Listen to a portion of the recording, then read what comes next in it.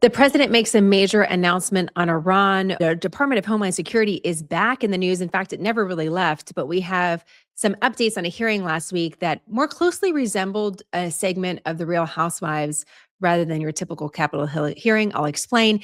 And also, there's a story about rocket scientists mysteriously disappearing. I'm not sure what to make of this story, but I think it should be on your radar. Hi, everybody. Welcome to Scoop. I'm Jenna. This is Smarter News. And we have a lot to get to today, including some of this breaking news from the president here early on Monday. For our new followers and new listeners, Scoop is about giving you a really good broadcast, a solid, nonpartisan news broadcast to kick off your week so you know what stories matter, you know what to watch for. We know unexpected things can happen, but I want to get you prepped and ready. And I thought of a new tagline today: Smarter News.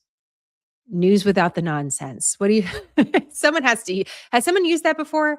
But as I was reading in for today and preparing for our broadcast, the media and the media's reaction to the news can sometimes get as much coverage as the actual information in the news. And I don't like that. You should have a place to go where you can get just the news, the who, what, where, when, how, and why, what's going on, why it matters. And so that's what Scoop is all about. We're also broadcasting live in front of our Scoop Insiders. This is a group of insiders that support Smarter News. If you're curious about that, that's in the show notes. And also check out our YouTube channel, podcast, follow us there, leave us a review. That all really matters to us, as it sometimes can feel in this day and age that when you're dedicated to nonpartisanship, it's like yelling into the wind. Hurricane force wind, actually, is what it feels like more often than not. So I'm glad you're here, and thank you for support of our mission. So some of our big stories that we're going to cover today really take us really all around the world. We're going to talk a little bit about Iran. We're going to talk about the Department of Homeland Security, and we're also going to talk about a couple missing people cases that have been in and out of the news. And we're going to tie that to the bigger picture of missing persons in America. That is just sort of an interesting statistic to understand and to think about as we're taking in some of these stories. So another busy week. It hasn't slowed down in 2026. And so let's get straight to the president. They want very much to make a deal. We'd like to make a deal too. We're going to get together today by probably phone, because it's very hard to find a country. It's very hard for them to get out, I guess. But we'll at some point very, very soon meet. We're doing a 5-day period. We'll see how that goes. And if it goes well, we're going to end up with settling this. Otherwise, we'll just keep bombing our little hearts out. Okay, let me pause there for a second, not because of bombing our little hearts out, but because of what the president is talking about here. This is all framed as he stepped in front of this press gaggle that'll typically happen before he steps on Air Force One and starts his travel. He's getting, shouted out a bunch of questions. And what was interesting about what he said here is that he is confirming that the United States is engaging with Iranian leadership. So when he's saying they, that's who he's talking about here, which is surprising for several reasons, including this next question about who exactly they is. Speaking with Mr. President. A top person. Don't forget, we've wiped out the leadership phase 1, phase 2, and largely phase 3. But we're dealing with the man who I believe is the most respected and the leader. It's a little tough. We've wiped out everybody. Is that the Supreme Leader? No, not the Supreme Leader. We don't. Well, nobody heard of the second Supreme Leader, the son. Are these direct? Nobody. We have not heard from the son. Every once in a while, you'll see a statement made, but we haven't. We don't know if he's living. But the people that seem to be running it, and they seem that based on really fact, because things they've said have taken place. Okay. We don't know who the president is actually talking about, at least at this point, which is just a short while after he made this statement. But that's been one of the big questions of who's actually leading Iran and who would take the seat of power, given the disruptions that have taken place because of those killed by the United States and Israel in this first wave of attacks that has transpired over the last 3 weeks. So we're more than 3 weeks into this war.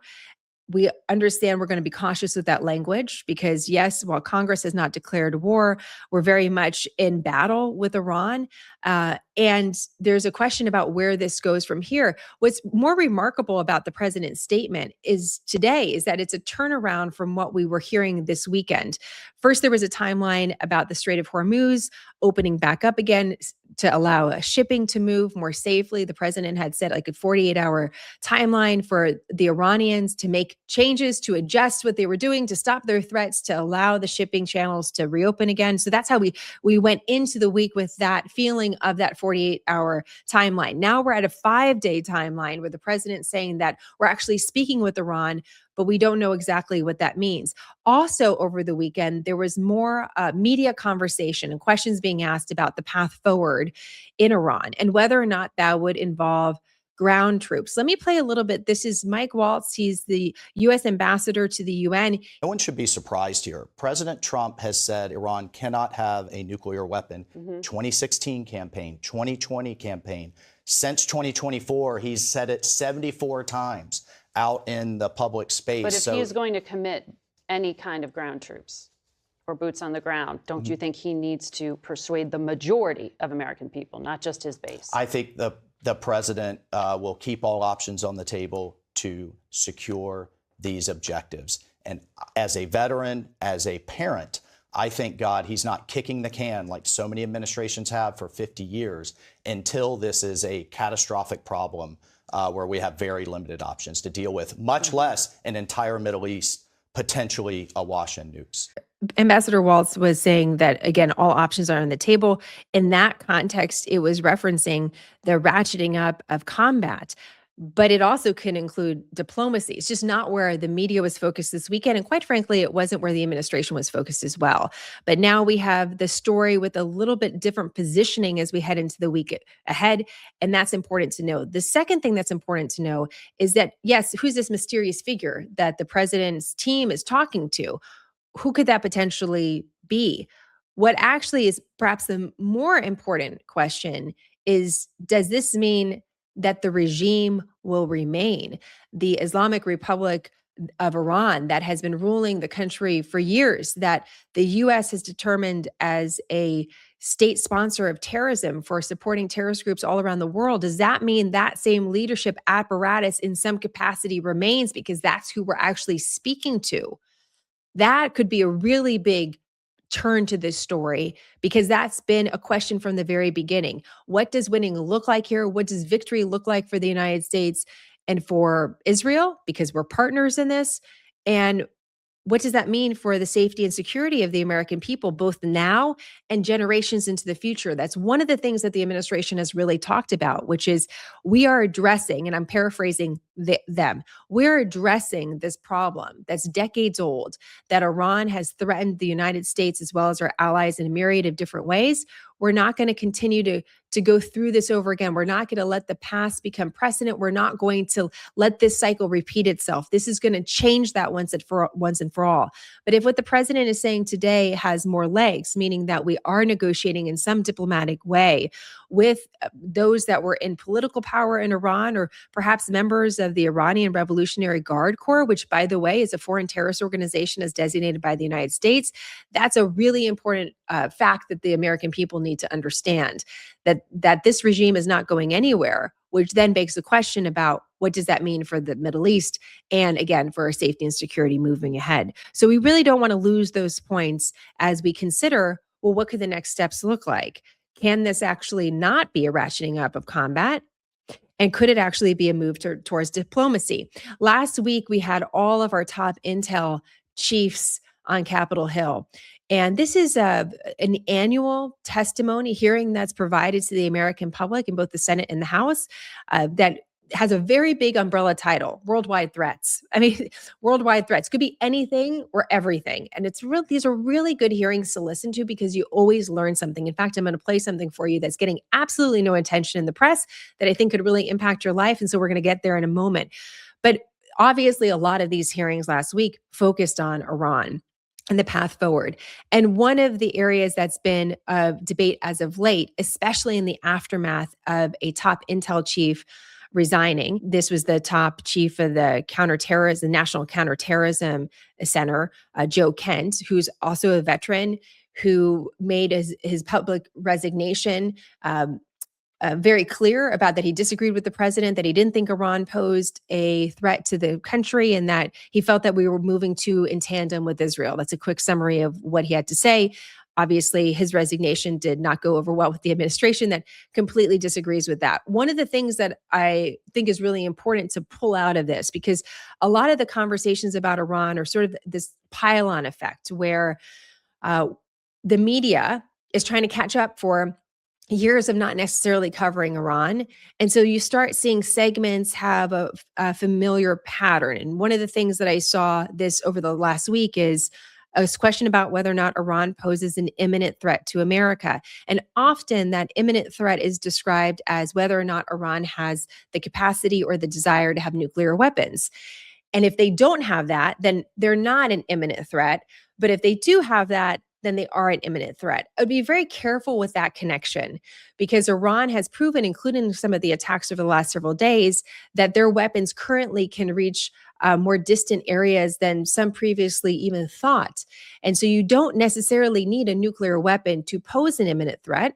But certainly the administration needs to make the case to the American public that this is one of the reasons why they decided to act when they did, that they felt that Iran, in its capacity to attack the United States and our allies, was a threat regardless of the nuclear weapon. But I'm seeing that tied together. So just be very careful about that. The debate about whether or not Iran has or wants or will have a nuclear weapon has been a debate that has spanned more than 2 decades. And my hunch is we're not going to get an answer to that in this current war. So it has a lot of historical context. It's been rich for debate for years. But that may not necessarily matter about Iran being an imminent threat. And we see that, for example, with Iran proxies like Hamas attacking Israel. The Hamas terrorists on October 7th didn't have nuclear weapons, but they were able to cause mass murder and destruction. So imagine if they did have a nuclear weapon. That's what the administration is trying to talk about here. But I would just be very careful about this connection that it feels like the press is trying to make if it can be debunked that they wanted nuclear weapons, then they're really not a threat.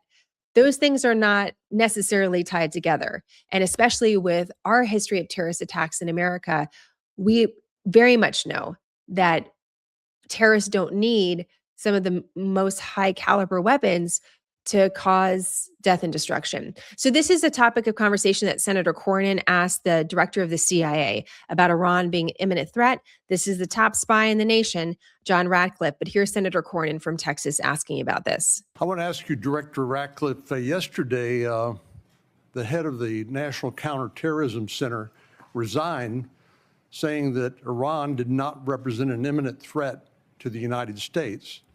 Is there anything to indicate that Iran had ceased in its nuclear ambitions or in its desire to continue to build ballistic missiles capable of threatening American troops and allies in the Middle East? Senator, no. In fact, the intelligence reflects the contrary. So you disagree with Mr. Kent? I do. I would think any fair-minded assessment of the situation, even based on open sources, would reflect the danger the regime poses to the United States.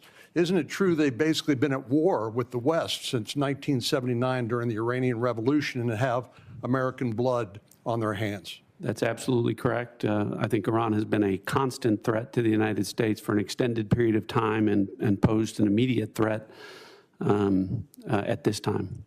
So, maybe the question here isn't about whether or not Iran poses an immediate threat and how you would define that and what does imminent really mean and what, all those different things that it feels like we're wasting time on.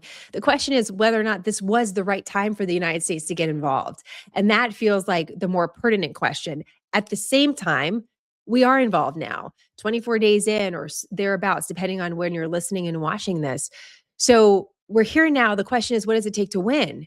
And what does it take to get the best results for the American people? And how do we hold the administration accountable for that? Senator Angus King of Vermont is a registered independent. He caucuses with the Democrats. And this is the question that he asked at the hearing that I thought was important for you to hear. According to intelligence analysis, can regime change or the elimination of the estimated 1,000 pounds of highly enriched uranium be accomplished without boots on the ground? Senator, the discussion about the Iranian nuclear capability, we intend in the closed session to talk about that in great deal.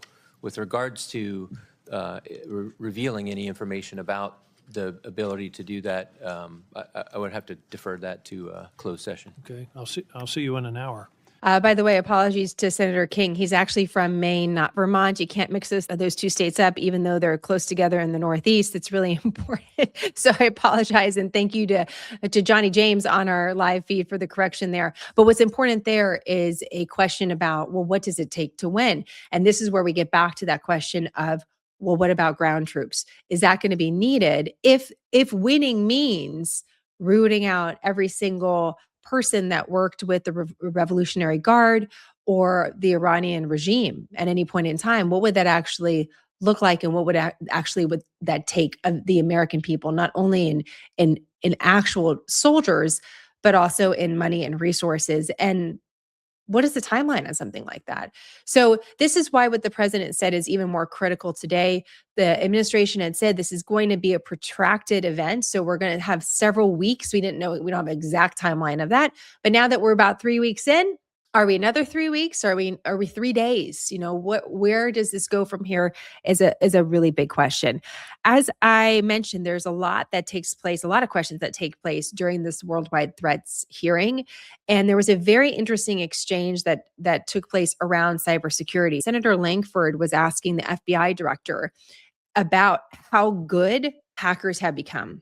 And this is a little bit longer of a soundbite, but I really want you to listen to it because it's something that you and I both could face, our parents could face. These scams are so good, especially with AI, that even just being aware that they're taking place, they could actually hopefully save us from some future pain. So take a listen to this. Almost $17 billion that was assumed lost to scammers, a lot of those internationals. Some estimates are as high as $50 billion on it.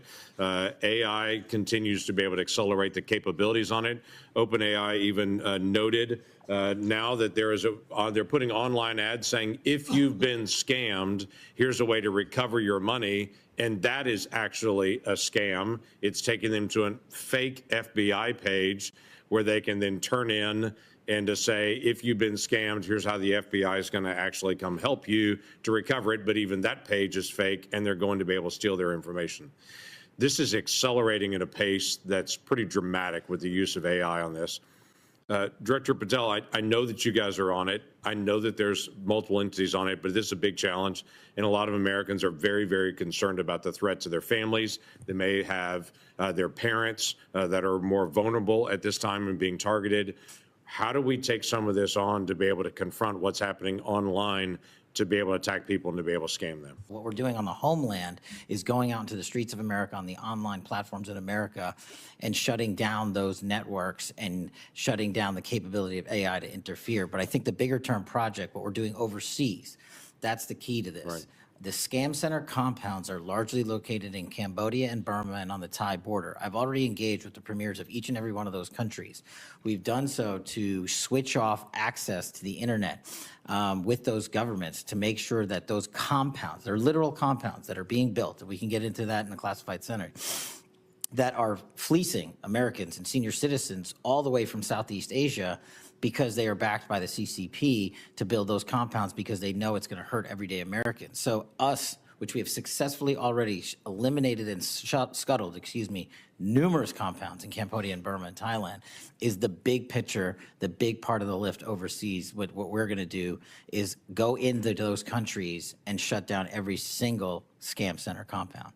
I mean, just even knowing that that's what this even looks like, I thought was interesting, important, and just hearing how much money, $17 billion in total, that we think are being scammed from Americans because of these operations that are then supporting the Communist Party in China, let alone perhaps also going to North Korea, as was testified to.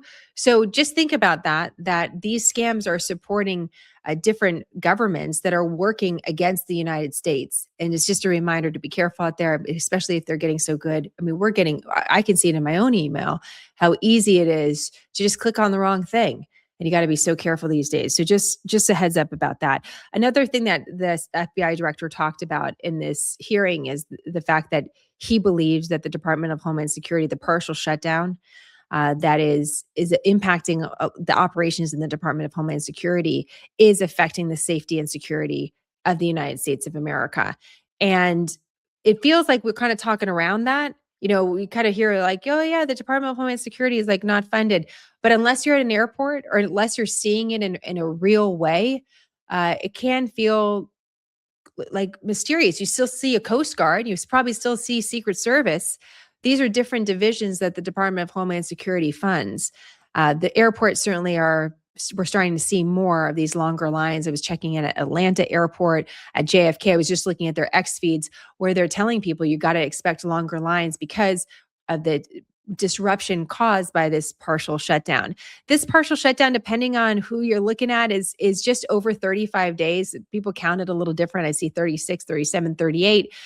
If we get a couple days longer than this, this is already one of the longest shutdowns, lack of funding in U.S. government history. We just went through the full lack of funding of full government shutdown just recently. But this is very long in length, and we're seeing the effects of it, as I mentioned, especially in travel, but perhaps in different ways as well that we're not even realizing, which at a time when there's conflict happening in the world raises some real questions. What specifically is being affected by this partial funding lapse? The big thing to know about this is that depending on which lawmaker you're hearing from or seeing quotes from, you're getting a variety of different opinions about how much longer this could last. So let's zoom way out. We have Congress in session this week. The House and the Senate are in session. On Thursday or Friday, they're supposed to break, and then they go back to their home districts, and you have the Easter holiday that's going to be taking place in the following week. So there's that pressure of lawmakers wanting to go home. And it's really now in the hands of the Senate to figure out a way forward when it comes to funding the Department of Homeland Security. There's all sorts of different ideas thrown out there. I'm not going to bore you with any of them. There's we could take apart this bill and fund different departments like the TSA, but not fund immigrations and customs enforcement. That's one of the things that the Democrats have proposed. Republicans don't like that because they're saying that's really like defunding the police, because immigrations and customs enforcement is law enforcement. They don't believe that we should strip funding away from that. You have immigration and customs enforcement working at airports now to help support areas where there's a lack of TSA officers. The president said that was his idea. I don't know whose idea it was. The New York Times says this is happening in more than a dozen airports around the country. So there doesn't appear to be an end in sight.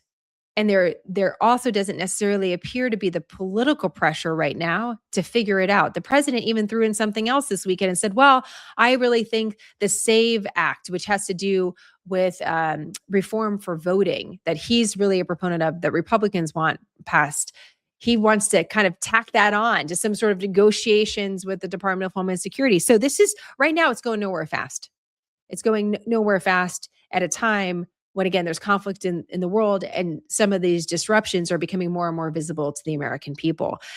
Now, amidst all of this, you have a potential new secretary of the Department of Homeland Security, Senator Markwayne Mullin of Oklahoma, a Republican, who is on Capitol Hill over the past week. He has to do his obligatory hearing in front of the Senate and in a committee before that committee can then vote him out to be voted on for the broader Senate. And that will be whether or not he gets approved, which looks like he will be approved and be confirmed as the new secretary. But he has to go through this confirmation process.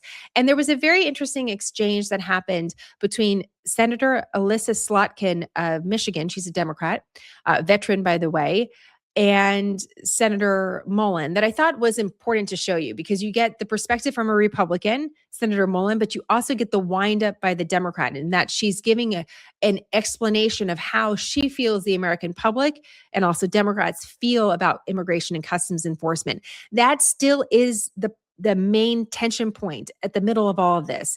Is Democrats want to reform the immigration and customs enforcement. They want new policies in place because of what they say they've seen over the last year, and especially the last several months in Minneapolis. Republicans are pushing back on that because they don't want piecemeal reform attached to funding. So here's Senator Slotkin and here's Senator Mullin, and this back and forth lasts about 2 minutes, but I think it's worth your time. The use of ICE. You know, my state voted for Donald Trump in 2024. A lot of people supported the president's immigration agenda, but then they watched with their own eyes, not filtered through a news source. They watched with their own eyes American citizens killed in their streets for protesting. They saw children caught in the crossfire and being tear gassed. They saw people randomly being pulled out of their cars and walking down the streets because they happened to look like they could be an immigrant and checked for their papers, which for many of us has a real history. They have seen people law enforcement go into people's homes without a judicial warrant for a country that was invented because we were being oppressed by a foreign force that demanded entry into our homes. So you say you don't want ICE in the news. You say you want to rebuild trust. Your predecessor was fired because she couldn't manage that, and people had to go in and bring the temperature down.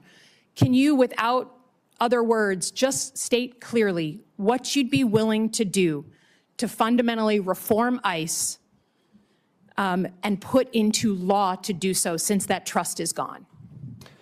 Ma'am, as you know, I can't make the law. You guys make that for me. But you're going to be the secretary. Yes, I agree, but I can't make the law. I can work within the parameters. But tell us what you'd be willing to put into law. So right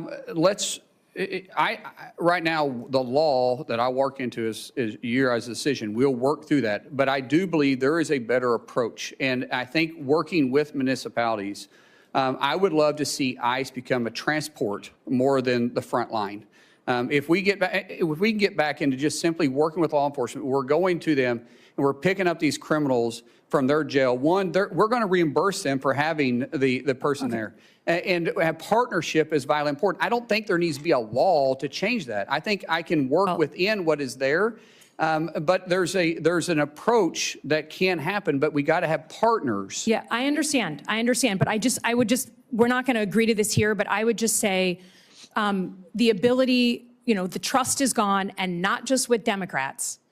That's why we're here. That's why your predecessor was fired. And there needs to be fundamental reform of this law enforcement agency. And I think that the public writ large is crying out for that. This was a really important exchange because you see the tension between these two things, meaning that you have one lawmaker that says we need a change. We want certain guardrails in place. She didn't say specifically what those are, but the need for reform, she's pleading for that. Senator Mullin is pointing out, rightfully so, that there's the law as it's written, and that's what is enforced by law enforcement. And if the law needs to change, that actually is an act of Congress. This could really come into play, for example, about this issue with warrants. We've talked about this really a lot over the last several weeks, but just a quick reminder, for Immigration and Customs Enforcement, they don't necessarily need a warrant to do certain things. And that includes, for example, going in and auditing a workplace. So that's been a huge learning curve for the American public. In some cases, they do need a warrant, but in other cases, they don't. And it really depends on the situation. And that's been a huge learning experience for me, for example, of understanding, well, wait a minute, Immigration and Customs Enforcement doesn't need it because of this, because they're acting in this particular way where local law enforcement would need something different. That could be a matter of legal reform, legislative reform. But the question is now, again, the right time to do that? There was also something really important that Senator Mullin had to say here specifically about Immigration and Customs Enforcement holding on to those that are arrested by local law enforcement. And we have a breaking story over the weekend where a young woman was killed in Chicago by someone that does not have legal status. And I have a little bit of what happened in Chicago from the local news there. Christine Flores of WGN9 has this report. 25-year-old Jose Medina has been charged in the fatal shooting of Loyola freshman Sheridan Gorman. Medina was taken into custody Friday night in Rogers Park. Sources confirmed to WGN Medina entered the U.S. illegally from Venezuela and that a gun was recovered at the time of his arrest. Officials say Gorman was walking with a group of friends on a pier around 1:30 Thursday morning when Medina allegedly approached on foot, displayed a gun in their direction, and opened fire towards them. Officials say Gorman suffered a gunshot wound to the head and was pronounced dead at the scene. Gorman, a native of New York. So this is now another story that's highlighting immigration policy, border policy, and what Immigration and Customs Enforcement actually put on their X feed was a plea to Chicago to hold on to this individual, this person that's under arrest, because they say that they've assigned someone to his case and that person needs to work with local law enforcement. So you see the importance of this partnership and really a question about whether or not it's working. But that's a story to keep an eye on because of, obviously, this is major themes that are in the news right now, and a question about the appropriate role of Immigration and Customs Enforcement as well as local law enforcement when dealing with someone who's been arrested for a crime who doesn't have legal status. So this is really important. Peggy said the problem is Chicago won't hang on to this guy, referring to the Venezuelan man that is now currently in Chicago police custody for shooting this young American college student. The reference here is really important. And thank you, Peggy, for bringing it up. This individual came across the border a couple years ago, was released into the country. The background matters.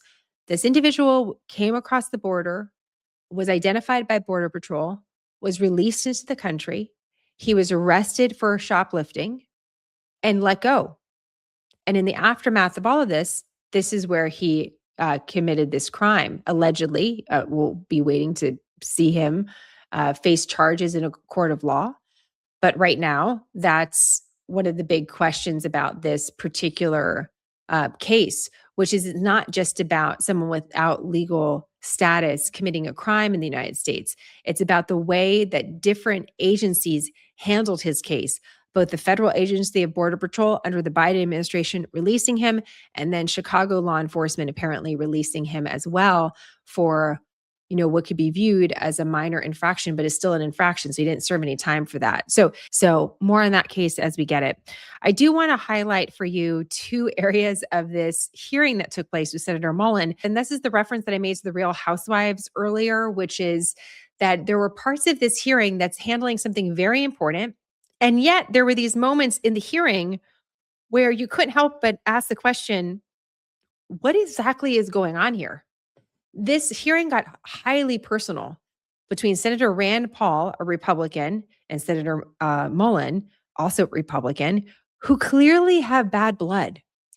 And there's a broader question here about behavior, about leadership, about, as Senator Rand Paul was talking about political violence. Those things all matter. We've talked a lot about leadership and style of leadership and effectiveness, political violence as well. But although these topics are big topics, Senator Paul was using his own personal experience to try to highlight them.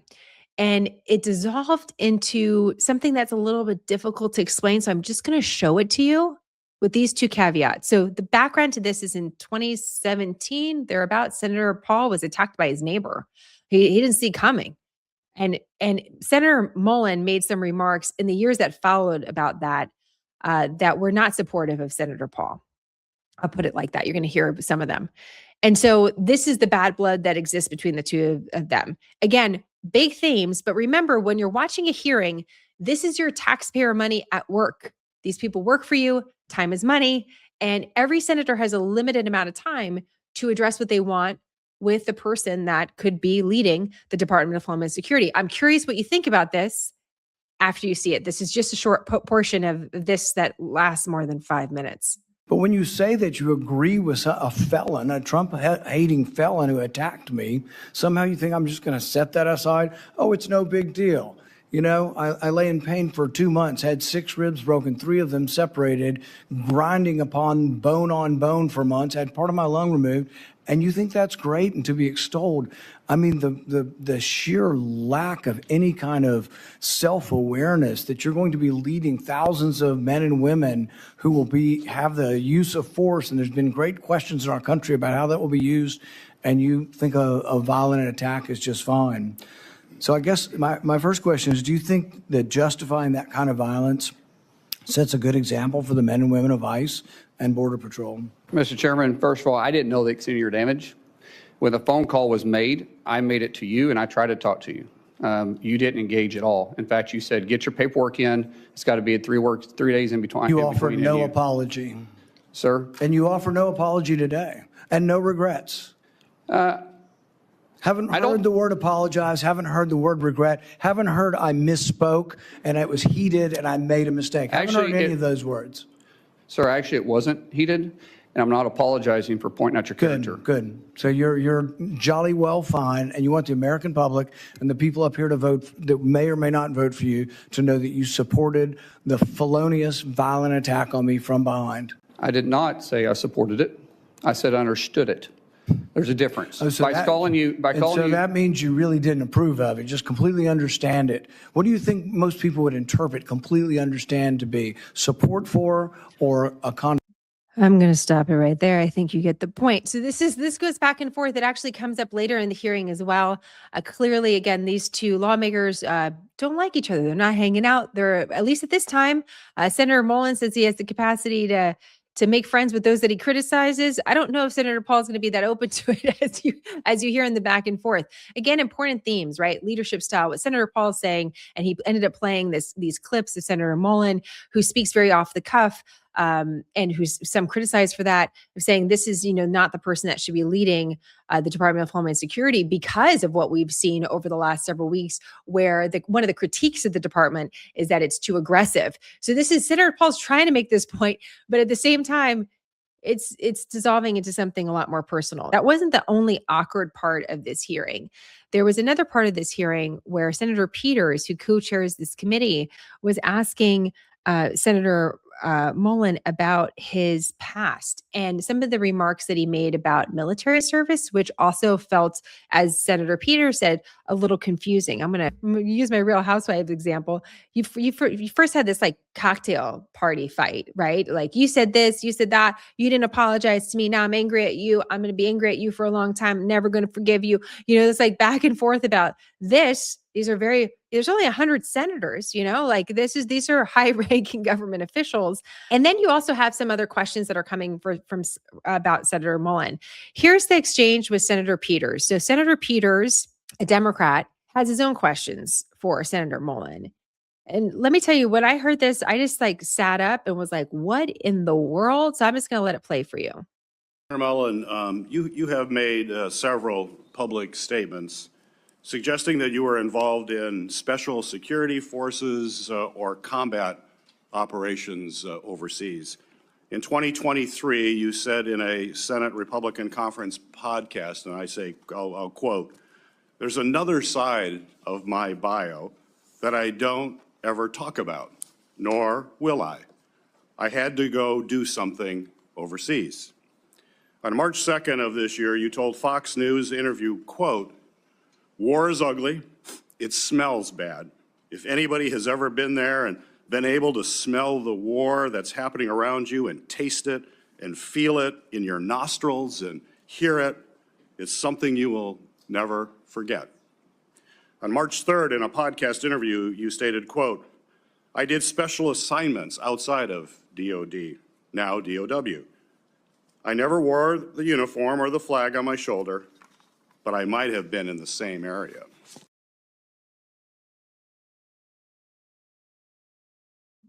This is Senator Peters bringing the receipts, right?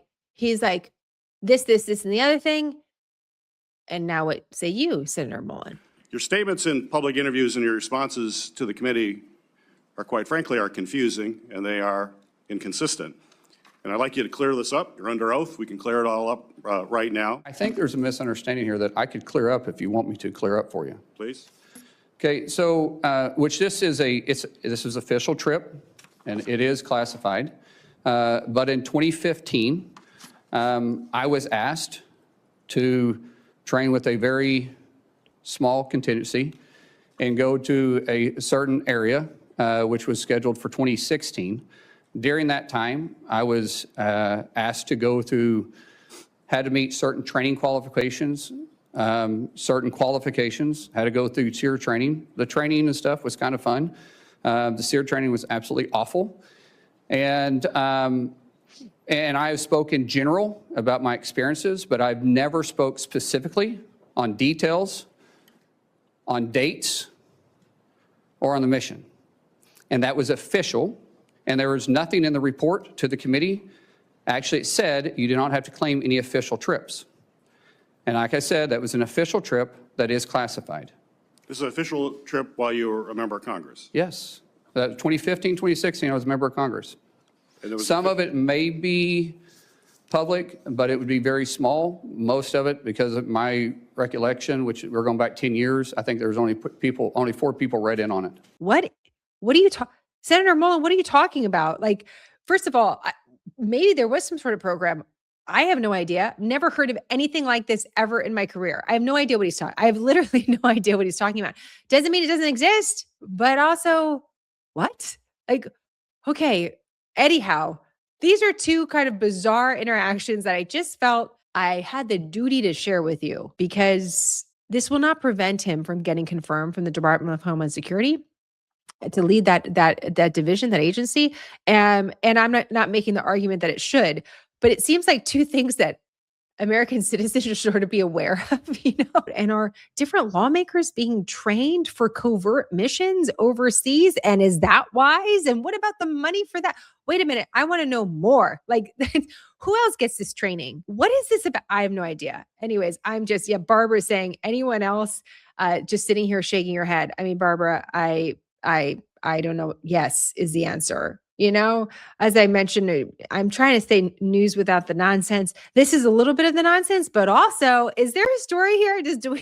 What other lawmakers and members of Congress are getting this sort of training? Okay.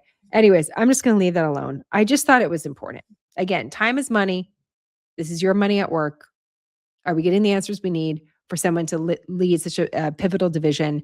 I'll leave that up to you. There were a lot of really important questions asked. And you did learn a little bit more about Senator Mullin. He met his wife in college. They have 6 kids together. He talks about his personal relationship with quite a few different people, some of whom we disagreed with in the past. And he actually got some nice compliments from both Democrats and Republicans. So the likelihood is going to be confirmed.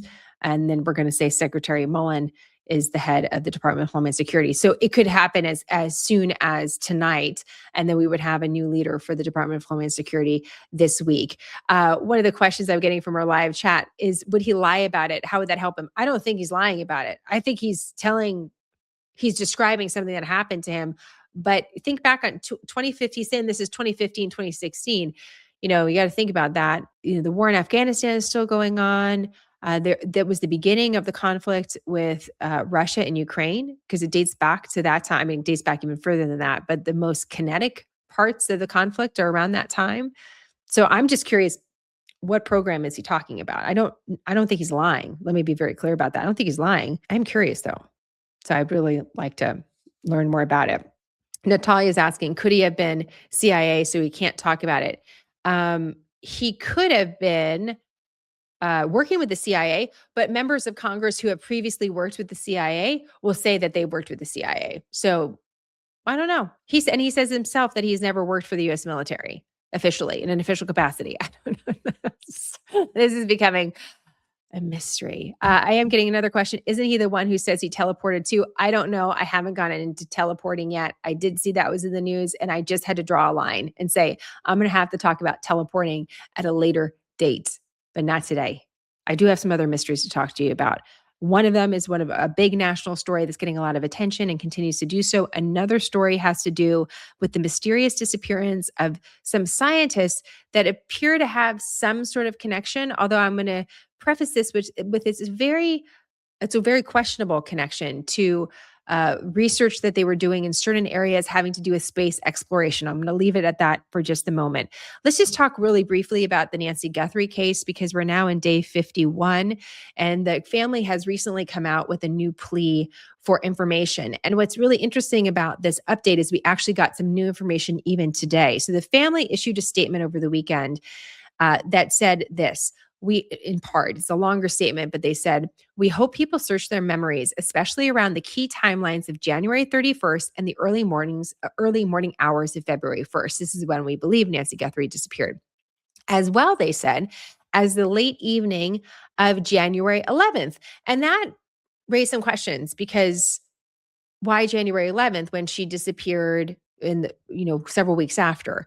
We got a little bit of clarification from a Today Show report. Remember, Savannah Guthrie works for NBC. The Today Show is the very premier morning show for NBC. And the report clarified that a little bit in that Google, and it's very vague, Google was able to find some additional images around Nancy Guthrie's house. Initially, it was thought that these images were around January 11th, but now it's not so sure if it's January 11th. And in fact, they're having a hard time timestamping it. So this is part of this developing story that we're not getting any more secure, firm facts on. But the family clearly wants to continue to make sure that this is part of the news. They're asking for continued help from the public. And we'll see if we have that break in the case that so many have been hoping for in recent weeks. You know, as I was thinking about this story, I think one of the natural questions is, well, wait a minute.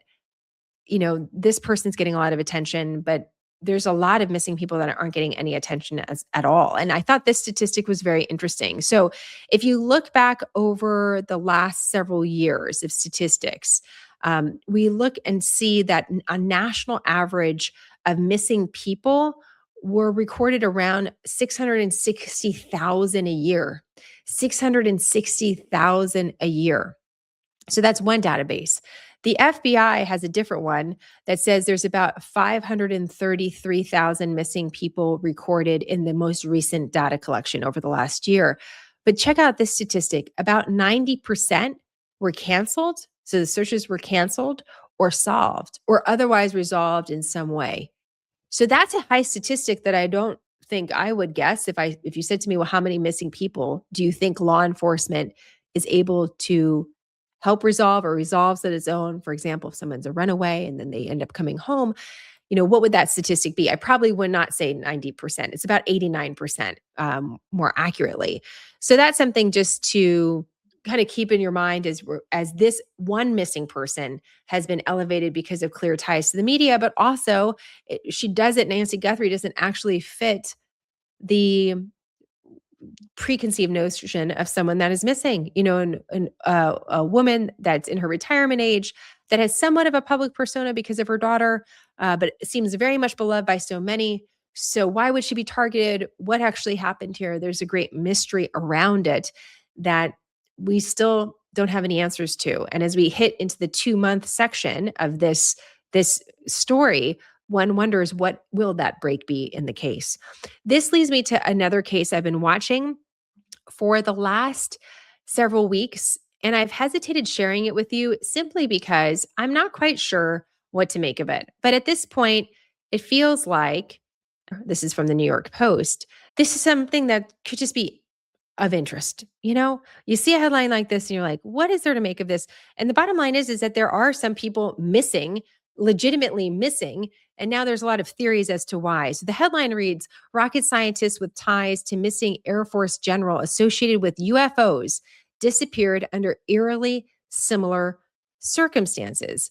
So let me just read this to you. A U.S. rocket scientist vanished without a trace on a Los Angeles hike 8 months before retired Air Force General William McCaskill disappeared under eerily similar circumstances. And the two had a close professional connection. Monica Reza went missing on the morning of June 22nd, 2025 in the Angeles National Forest while hiking with two experienced companions who were exploring the popular Mount Waterman Trail. This is according to a Facebook post. By the way that's been described is that, you know, she was behind them on the trail, like they were all hiking together. They turn around and she's gone and they have no idea why. So volunteers and authorities searched the area for months using helicopters, radar, droves of hikers and dogs, but have found no trace of her. She also used the last name Jacinto in what the Post describes as a wildly successful professional career as a material scientist at Aerojet Rocketdyne, which was funded for years by NASA and the Air Force Research Laboratory. Now, this goes on to then bring in another person, this veteran, McCaskill. So he oversaw the Air Force group that funded research in the early 2000s into this area where this person worked. And so this article is raising the question about, well, did they know each other? Like, was there any sort of connection here? He disappeared as well. And that's been a point of interest because they say this gentleman, retired Air Force General William McCaskill, has been missing since February 27th. He was in New Mexico, Albuquerque to be precise, and he was last seen by his wife on February 27th. And his wife said, well, he left with a backpack and he left with a 38 caliber revolver, but he left his wallet and his cell phone behind. He was also an avid hiker, just like Reza was, and he has also not been found. They have not been able to find him. What makes his case all the more interesting as well is that there's been questions because he went missing just 6 days after President Trump announced he would be releasing the files pertaining to UFOs and aliens. According to a source telling the Post, Ms. McCasland was a gatekeeper and a, quote, participant in the UFO community. What to make of this, I don't know. But we have 2 missing people that have, interesting backgrounds, could be connected, could not be. And depending on the different articles, you could see others that are also with questions about going missing as well, under suspicious circumstances, also tied to space research. Again, not sure what to make of this, but one of those stories I've seen for a few weeks now and just wonder, how do people disappear into thin air? That's really the question with Nancy Guthrie or these other cases as well. In the case of the retired Air Force general, there was a repairman that said that he saw him an hour earlier. That people said, oh, he was just here and then he left and we've never seen him again. So whether it's Nancy Guthrie or these 2 other individuals that don't have quite the same high profile, it's the same question, isn't it? How does someone disappear into thin air? How does that happen in a world that we feel overly connected through our devices, overly surveilled because there's cameras everywhere? And yet we have these disappearances that are raising questions not only about our security, but obviously what happened to these individuals. So we'll keep an eye on that. Just thought it was a point of interest, something kind of that keeps on floating around, and I wonder if we ever learn more about. All right, I'm going to leave you with a positive note. All right, we always are wondering, here we are officially in springtime, a clear sign of spring, our flowers blooming. I know you were going to say allergies, pollen, which I'm struggling with today, but flowers blooming everywhere, including one of the most famous places in America, the National Mall, where we are constantly watching the cherry blossoms to know when they will actually bloom. The National Park Service came out today and said, guess what? It could happen this week. They're very close to it. 70% open. That's what they're looking for cherry blossoms to say it's peak bloom. The earliest we've ever seen this is March 15th. So we're pretty early. It's usually the last week of March, early week of April that we tend to see this. So more or less on time, but a little bit early. The latest time we've seen a bloom is April 18th. So check out your feeds this week if you see the cherry blossoms out there. Peak bloom could be happening, and it's always such a beautiful picture of Washington, D.C. when we got a lot of other things happening in the world. It's amazing to see that sunrise and the cherry blossoms all decorating this very important, critical city to not only our country, but also to the world. And ironically, this week, we're marking the anniversary of the very first cherry trees that came to Washington, D.C. as part of a beautification process for this particular area, but also a show of friendship between Japan and the United States. So this has been enduring, ongoing, and peak bloom, despite everything that's going on in the world, could be happening this week. So happy spring. Thank you for your support of quick, concise, nonpartisan news. And as we continue to navigate providing news without the nonsense, maybe a little sprinkle of nonsense now and then when we just think it's interesting, but not nonsense all the time. We're trying to root that out. But thank you for your support. We'll continue to put some of these valuable links in our show notes. So check out a way to become an insider or support Smarter News in a myriad of different ways, including our shop. And we look forward to your questions and your comments, and we'll always have more at smarternews.com. Have a great day, guys. I'll talk to you soon. Bye.